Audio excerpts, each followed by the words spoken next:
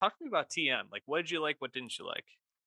Yeah, so obviously Brockhampton released TM as the follow up to the final album, The Family. Check the description below for a review on The Family and our Brockhampton album rankings. But TM obviously stands out in stark contrast to The Family for including the whole group on the vocals, whereas The Family was just a Kevin solo affair. So obviously different and obviously a bit more dated, less lyrically relevant to the finality that we are getting from Kevin on The Family. But it does kind of feel like a time capsule in a fun way because it literally was a resurrection of old sessions from like a year and a half ago. And I definitely heard some songs on TM that I liked quite a bit because they just reminded me of other good Brockhampton songs and like sonic approaches and stuff like that. Hmm. Um, it is interesting to listen to TM after listening to The Family because The Family is really effective as a closing statement to Brockhampton and really uh, nails it home that this group is ending and creatively and personally these guys have moved apart. So then when you go backwards almost, subject matter wise with TM, it's I think a bit jarring. But if you can remove yourself from that, I think there are some qualities to enjoy on TM as just a more Brockhampton type experience. Yeah, I think that there's stuff to take away. I think it's also just for me, this is not the type of like Brockhampton shit that I tend to gravitate towards more.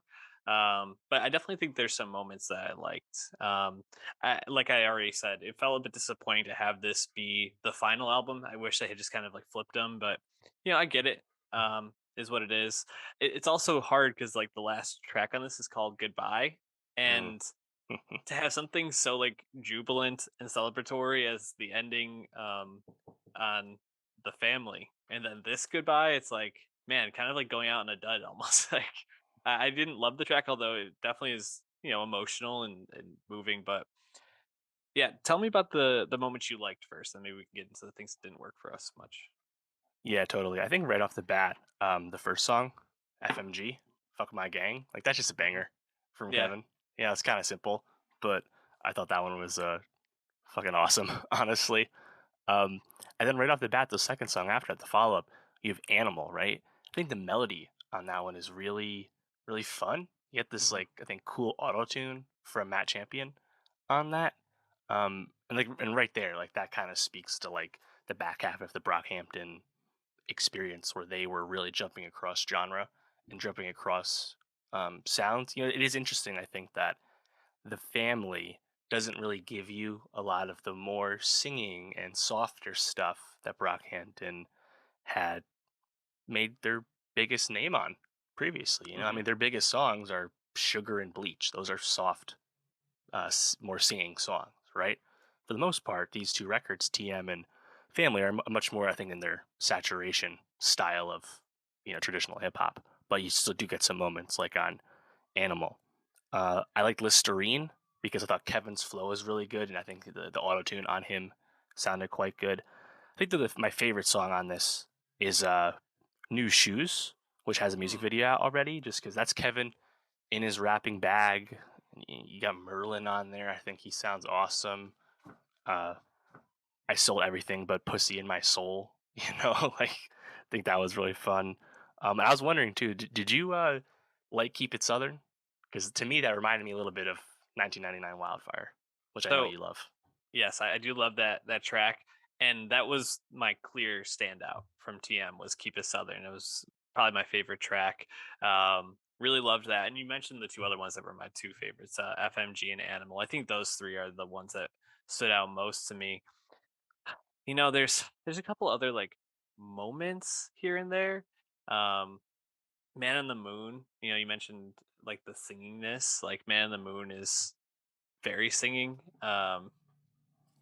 But it's like almost like so out there compared to some of the stuff that they've done. Like, it's like a true, almost like I can't even think of who I'm like thinking of, but like, it feels so much more dancey than a lot of like the Brockhampton stuff. I guess when the chorus comes in, it's a little bit less out there, but there's moments where it just feels like a dance track, and I didn't really love that from them. Um, And then yeah, other things just kind of fell flat. Like duct tape had a cool beat, but it just is like so washed out, like vocally, that didn't really catch me. And then, like I mentioned, the final track, "Goodbye," I was like, I don't know. It also kind of felt samey in compared to something like Duct Tape 2 tracks before. It's like the beat's almost the exact same. So Hmm. just didn't feel as inspired, I guess. No, I mean, and that I think that is to be expected. This was just stuff they made. These guys said they would make like 100 records at least each album cycle. Hmm. They worked a lot. They try a lot of different things. Naturally, not all that's going to work or be that great, and that's why it doesn't come out. Right. Um, and like I said, there's some good things I do like about TM, and I think it was good enough that was worth releasing, given like the perspective they were presenting as like, hey, this is just kind of like a final thank you to the fans. Like, enjoy this kind of time capsule work. Um, so I think if you look at it through that lens, is probably the best way to think about it. Um, Also, on "Man on the Moon," the chorus there, which is like a super like high pitched like auto tune singing, that reminded me a lot of Knox Fortune, who people would know from his collaborations with Hmm. Chance the Rapper on songs like "All Night." I was like, is that Knox Fortune? It Wow. wasn't, but I was like, man, that really brought me back to something like that. Haven't thought of Knox Fortune in a very long time. Wasn't expecting to hear that today. As we're kind of moving towards the end of this review, I just wanted to get like your final thoughts. Like, what do you think Brockhampton's like legacy is going to be? Well, I believe I think it's on the ending. Kevin says like Brockhampton top 10 all time or something like that. And like, uh, there's a long storied history of groups in hip hop, so I don't think we can go that far. But that being said, they're definitely, I think, a very impactful group, given that they really, for the majority of that run, were more on the alternative underground hip hop side of things, were, as Kevin said himself, never really embraced by the mainstream in any sustained way, despite signing to a major record label in RCA. So the fact that they were able to, I think, overcome that and were never compromised in any way. Like, we got so much variety from them, and just last year, we got one of their best records ever with Roadrunner, Hmm. which we both loved. You Yep. know, and I think just the way they were able to, I think, do so much in a short amount of time ultimately was probably to the detriment of this band sticking together. That much is pretty obvious, but I mean, they just accomplished so much in terms of what they released, and it's definitely a really strong catalog that will stand the test of time. I think Pete, that much is obvious, and obviously it also can makes you not want to look away, because I think everyone is invested in many of these individuals and wants to see what is next for so many of these people. Obviously, Kevin Abstract has a solo career already.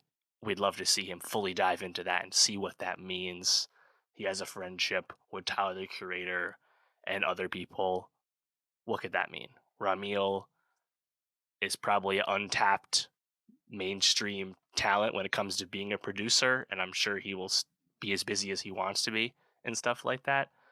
And then probably the most up in the air stuff would be those other guys, right? Like, Yeah. what's next for like Joba and Matt and Hmm. Merlin, because I like them, but they really have no foundation as soloists to this point. And I wonder what they set out to do. Someone like Joba has a lot of energy, but also showed on Roadrunner last year that he has a lyrical pen as well. So I would be Yeah. very invested in seeing what's next from him. Yeah. I think that's one of the reasons why I'm so surprised that they didn't make this work ultimately is that so many of these guys haven't established themselves as a solo artist yet, and even if Brockhampton is just on taking a year or two break, to give them an opportunity to like do some solo work, kind of explore their own vision. It just feels like there's so much more that they could have gotten out of it together. But I think people would say that about most bands that break up early, or most creative collaborators that don't can't work things out. Yeah, I'm interested to see where it goes. I think for me, as I think about like what their legacy will be, not only as this like you know band, boy band, hip hop group, however you want to label them, that I think not only unexpectedly came and made some of the most interesting hip hop music of the last decade now.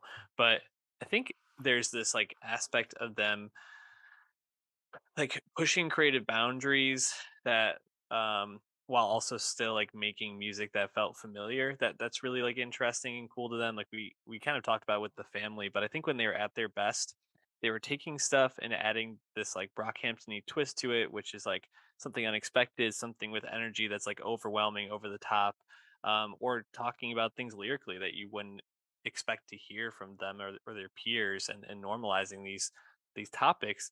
Um, in a way that it just was so interesting and so unique that it was like really like catching lightning in a bottle in the best way possible, and really grateful for the, I guess, like 8 albums we got, 7. 8 albums So and a mixtape. Yeah, it's a all lot right, of music. we'll take it. um yeah, so RIP to Brockhampton. I can't wait till we get the reunion tour someday. But any last thoughts on them? Nah, man. Just would love to figure out what's next for many of these guys, and I'm sure we'll start to hear stuff eventually. But um, ultimately, I'm pretty at peace with the fact that they have split because it definitely seems like it was necessary for all of them. Favorite Brockhampton song? Sweet on uh Saturation 2, my nice. definitely my favorite. I think that just kind of the best qualities of them making a rap song is on that. Yeah, that's a great one. I'd probably say Boogie. Yep, Just banger. it's the one.